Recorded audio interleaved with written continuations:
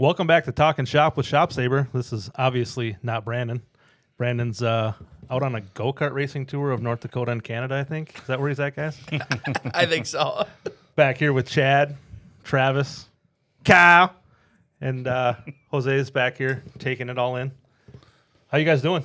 Pretty good. How are you? Good. You feel in control? No, it's kind of weird, actually, like looking at everybody from a different angle. It's different than being over in the other corner where Kyle's at right now. Well, now you got this mixing board in front of you. You can start pressing buttons and Yeah, you got all having a those great fancy time. buttons. Yeah, I got to, I'm old. I don't have my cheaters on. I can't really read the little letters on there, but we'll make the best of it. It's Yeah, color so coded for fun. Just hit a color and hope for the best. Perfect. What'd you guys do this weekend? Anything fun? Just the normal golf and golf. It's hot out. Travis, I think he's Fishing, went out on the lake a little bit. Took the wife and kid out in the pool and played around. Yeah, just a lot of outside stuff. So you caught a couple muskies. Yeah, the muskies were a good time. Hoping to catch some more, but yeah, they say, what are they, like the fish of 1,000 casts or 10,000 casts or something, and I nailed 2 of them in like 45 minutes. It was pretty awesome. Oh, wow. But it's just fishing for sport at that point, right? You don't eat those. You don't eat those. Yeah, they're more of what you could call a trophy fish, and I think you can possibly keep them in a certain length, but yeah, they're not Put them really up on a what they're mantle, take. make it look all pretty. It would be pretty cool. I wouldn't mind if I got like a massive one mounted, but these ones were, they were decent, biggest ones I've ever caught, but not ones that are worth probably keeping and mounting. so you didn't take it home and put it on your pit boss and see what that thing could make it into? Although you did recommend it, I did not. It'd be kind of fun to see what would happen, right? Absolutely. It's kind of nice to have Kyle back on the microphone here. Oh, my goodness. Yeah. Quite a dynamic. Kind of a curveball. This was a 5-minute last decision, but Yeah. Oh, it'll be fun. So what did we talk about last week? The dust stock? What did you do this weekend? I didn't do a lot. We had a Girl Scout thing at Mall of America, some graduation parties, Sunday. What did we do on Sunday? I don't know we didn't do much on Sunday. Probably, I had a lot of walking. I had a couple photo gigs. Oh, he wants to. He's gonna go down that road. I'm not going to say anything. I was just on that road. Yeah, I'm taking up a new hobby in life. I'm going for walks at night during the sunset to enjoy the sunset. I think that's what Travis was getting at. Exactly. it's kind of magical. Yeah, it's fun. Yeah, walking's always nice. It's even more fun if it's because you have car troubles. Yeah. I think is what Travis was actually really getting at. But if you're walking at night, that's still fun. Yeah, it's good. There just must be a lot of people putting sugar in their gas tanks or something here at work. I don't know. It's probably your dumb. Probably It's probably almost you. had to use the Safe. beep button. It's probably you. Ruining everybody's engines. So yeah, last week, dust stock. What did we talk about last week? The dust stock and how they can help your business. Understanding the dust benefits stock. of it. Yep. I think we actually talked about Travis catching muskies last week too. Now that I think about it, it was like we Was it relived last that week? whole thing. Yeah, because didn't you do that Memorial Weekend? What he's probably referring to originally, Chad, was the Memorial Weekend was when I actually caught them. But I was out fishing for them again this last weekend. But you didn't catch I them. didn't catch any this last weekend, but I did have a couple hits on there. So technically I was still fishing for them. I saw more of him doing cannonballs into his pool than I did of him fishing. I tell you what, you guys, once you teach a 7-year-old how to cannonball, it's the best thing to watch over and over again. So today we wanted to talk about something while Brandon wasn't here, about building a company culture. So obviously talk about what the culture means to you guys in a workplace and talk about things that come to mind when you think about culture in a workplace. What do you guys think about that? Well, for me, I've worked at a lot of different jobs in my younger years, and I've worked in some pretty crappy cultures. I mean, the jobs were not fun to come into. The other, employees I worked with were not people that I wanted to be around. So I've had some pretty bad experiences with other jobs. This one here, specifically, obviously, since we are ShopSabre, is probably by far the best company culture I've ever worked with or worked for. This company here, everybody is always willing to help. There's never bad talking of anybody, which is awesome. And there's not a single person that I dislike or, wish I wouldn't see on a daily basis. So for me, I can only talk about what I've experienced here because it's the best experience I've had and, the longest place I've worked at. And I'm coming up on 7 years now and planning at least another 7. It's cool that it still has that small kind of environment too, where you really know everybody and everybody's there for each other. So it helps with everyone holds themselves accountable, because if you're not doing what you're supposed to do, it just trickles down to the rest of the team. For sure. Yeah, I'd agree with all of that. I mean, that was one of the things when I interviewed a few months ago that Curtis and Brandon really reinforced, that they have everybody that works here is a good person. They have a positive attitude, like coming to work every day. And I think we can all agree that everybody's going to hear that when they have a job interview, right? Everybody's going to want to. Everybody that's interviewing somebody wants to hire the person and wants to sell them on their company and make sure that it's a place that they think is going to be great, right? Right. So you hear that from Brandon and Curtis, and you're like, okay, well that's what you hear all the time. But then now that I've been here for 6 months, you see it, and you see that everybody here comes to work and has a positive attitude, enjoys being here, doesn't ever seem like they don't want to be, which is great, because once like you just said, Travis, I've worked for some places that haven't had the greatest of cultures, and once you get that started, it's hard to really get rid of, and it kind of gets ingrained with everybody and just grows. Plus, I think like a lot of my peers, who are working for these bigger companies, you feel kind of like a number. You're in a whole pool of like thousands and thousands of employees. You get into work, it's basically just like very dull, very monotonous. But I feel like here, it's kind of each day brings new challenges and new projects to kind of take on. And you're with people that you enjoy being around, and you feel like there's this sort of company flow. I quite like it. Yeah, and anytime those new projects come up, and if you struggle with something, everybody's always willing to help. Right. And help in each way that they can. Like obviously the sales team is a sales team, but I'm there to help them. You're there helping them. Jose's here to step in and help them with what they need. It's everybody just works together to obviously reach one common goal, is to make sure that our customers get the machine they want, have the service they want, get the support they need, and don't feel like they're just left out hanging. The one thing I was just going to say is management. Like at previous jobs, if management came around, you kind of wanted to hide. You wanted to like not be noticed.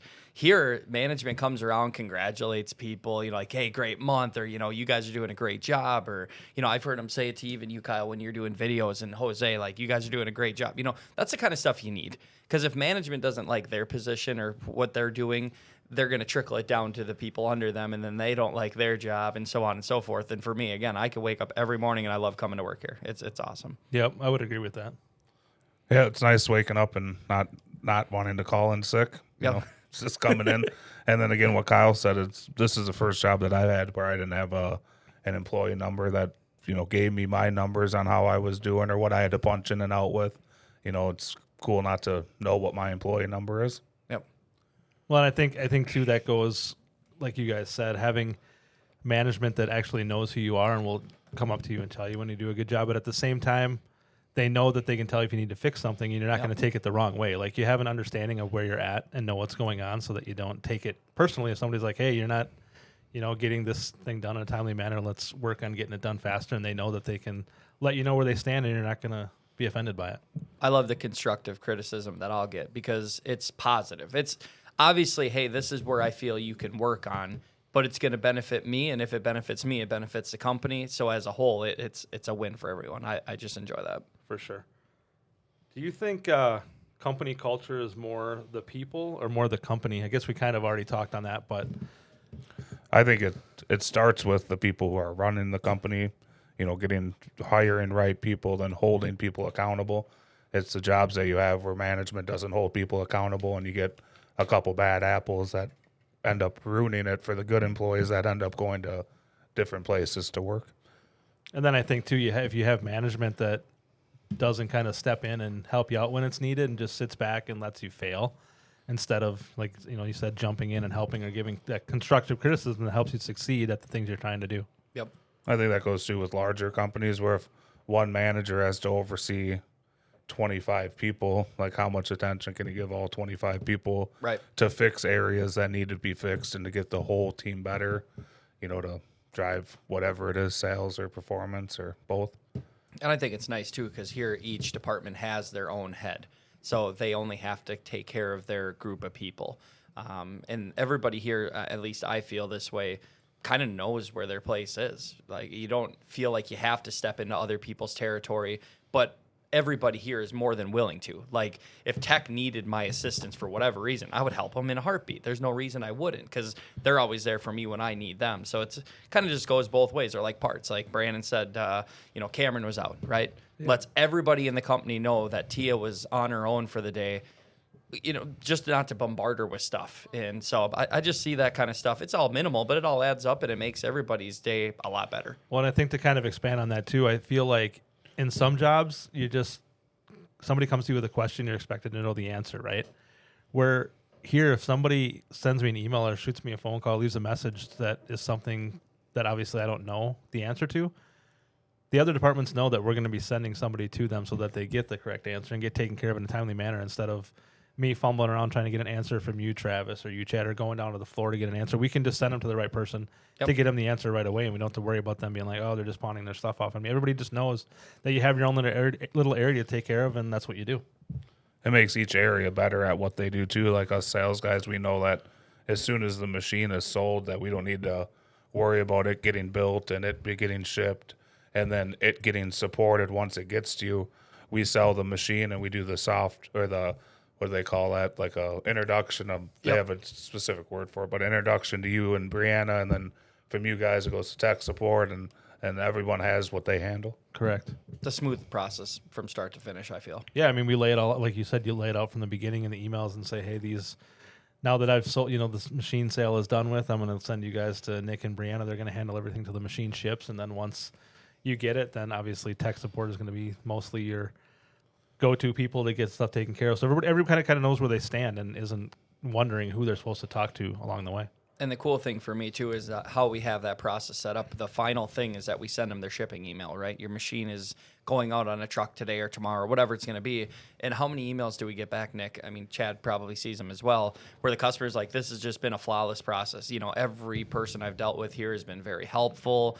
That's good for us because then we know what we did from the beginning. It's basically worked itself out the way we've designed it. For sure. And it's kind of funny because sometimes that email you're talking about where they reply back and say thanks for everything is the first time you've heard from them along the process. Like I send weekly emails to these guys kind of giving them an idea where their machine stands, and nobody replied, which is fine. They don't need to reply to it and acknowledge it, but they get several emails along the way, but the only one they reply to is at the end saying thanks for keeping the constant communication going. And it just kind of, gets that back into your head again, that everything you're doing, even though it's not really being acknowledged, is appreciated by the customers. And the biggest thing for me, too, is you hear about the horror stories with some of our competitors, and you feel like, I don't want that to be me. I don't want that to be my company. So after I make the sale and I pass the customer to the customer liaisons, making sure that they're taken care of, like Chad said, we don't have to worry about it. It's got a flawless process, and our company takes care of everything through each channel. So do you guys believe that the company culture is affected by having the right or wrong tools for the job? I guess if so, do you have any examples of things at ShopSabre that have helped the culture kind of stay in line and just keep it a positive direction for everybody? I think it's a lot of what we were just talking about with having the procedures set up, and I think that all got developed from it starting in Jim's garage 23 years ago. Like, he didn't need a customer liaison when he sold, the first machine. I don't know what their sales numbers were at that time because I was still in high school, but to have those systems set up over time, I think it's really helpful. It all didn't happen quickly when you started here, Travis. I just think about it from when I started here almost 7 years ago. The processes that we had back then were not anywhere near where we are today. But again, the volume's changed. The amount of machines that we sell today, we could have never even imagined to sell back then. So how many emails and phone calls? Exactly. Hey, where's an update on my machine? Where are we at? And we had to go check that stuff prior to having the customer liaisons positions. And then coming back to management, especially Brandon, he is always on our side and helping us and asking us, what do you guys need? What would make your lives easier? All we do is we give them like a few bullet points. This is where we're struggling. And then wham, within 6 months to a year, there's a new process or a new system in place. And again, brings up the culture again because we're not angry. We're happy. We have what we need to keep us happy, the customers happy, which then everybody's happy. Well, I'm glad you brought that up because me, obviously being new and dealing with the whole interaction with customers thing on the way we do, it was weird for me to have the ability to be honest with customers and send like honest answers to their questions, right? Because everybody has this mentality that the customer's always right, and you have to just kind of sit back and take the abuse, for lack of a better word, sometimes, right? But having Brandon there to help guide along through some of these replies to people and how to, give them answers in like a direct way and like the honest way that we want to give them and not be offensive, obviously. Yep. But knowing that you can give the direct answers and he's always going to stand behind your back and defend the fact that you're just giving them the information you can give them and that's all you have it's a really refreshing thing to have. I think it's, again, partially because we're not a big, like, huge company like Amazon where everything has a procedure and you have to dot the I and cross the T, and if you don't do it this way, you're going to be brought into the office and written up, and you have to do it right the next time. It's not that type of culture. It's, way better. To add on to that, I definitely feel like it's been a super big highlight for me in the past, 7 or 8 months I've been here. It's just the support, the constant sort of like reassurance that you're going to get the help you need. You have the tools in front of you. It's exponentially grown from where I started, and you kind of get that support from management, and you get that support from even anyone outside of the company in any kind of department. You get feedback just from other coworkers. And your department specifically with the marketing and all the things that are kind of changing right now with the addition of Jose. Yeah. I mean, I know I was kind of trying to help you with stuff, but no, certainly with the amount of change that's going on and the amount of things we want to do with the social media marketing and the online stuff, obviously it was overwhelming for both of us. Means growth. Yeah, and to add somebody like Jose to the team that knows, things that you or I didn't know, or just has another skill set to add to that team, and obviously knowing that they're adding a guy like Jose, not to say that you or I weren't doing a good job. You specifically weren't doing a good job. It's just that there's so much to do that you obviously needed help to do it, and you got the support from Brandon to add another person to that team and get it done. It was very refreshing. And now we have those really cool Meet the Team videos. Yeah. See, that is sweet. Those I are think awesome. that's awesome. There's no other company that does that. No, and now people are gonna know like who they're talking to. Like people call in all the time and they talk to you guys. They talk to the parts team. They talk to support. They don't to have a name with a face. It's kind of cool to see that and know that it's real people.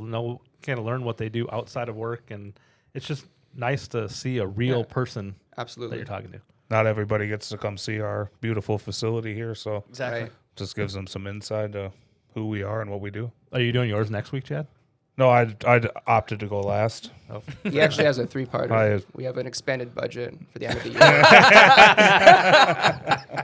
Chad timeline. I did the first video podcast. I don't know if they've That's announced true. that. I shouldn't say that, I suppose, but you'll see me soon enough, and I'm basically like the face of ShopSabre. You gotta sign like an NDA. You gotta sign an NDA. Yeah. Any new episodes? Hush, hush. I think when I do mine, I'm gonna bring in like some snacks and some Mountain Dew and just sit down on the router in the demo room and just do We'll my have to interview. blur the Mountain Dew logo. We can't be. We're not sponsored by them, so. I'm going to dye my hair white and say I'm Router Chad. I'm already getting a bunch of white in the goatee. Feel like it's It going looks to good though. be there soon enough. Oh, that's funny. So let's hit another topic, guys. Adding CNC to your business to improve the culture. You want to talk about some of the benefits of having a CNC machine in your business and what it can do for your employees, and talk about the CNC machine and its effect that it has not only on the employees but the business itself. I think it's one of those things where it's setting up a process. Maybe you weren't ready for it when the business started, but you're ready for it today, and that process is going to make things better for you and your customer. Well, the way I think about it too is that, like I said, our processes here and our tools that we use here in a sales world are CRMs. That's everything that we do in our business. Well, when you get into a cabinet shop, you're doing everything by hand. You're stressed. Your body's fatigued. You're bending over all the time, whatever it may be. The CNC is going to take care of almost all that. So again, your employees today, even if they might be a bit cranky because they're doing things the old way, once they get used to the CNC, and like us, I mean, this new CRMs, we weren't happy with them at first. We had a whole new learning experience, but after you learned what it does and how it works, made our job so much easier. CNC to these businesses, whether you're a sign shop or a cabinet shop or whatever you're doing, it's going to bring you to a completely different level, and I think your employees will be happy. It's going to limit the back breaking work, so you're not Correct. going to have as much fatigue and Yep. not run into many injuries, or hopefully limit injuries. And then I think it's obviously your employees are going to want to come to work, right, when their job is easier.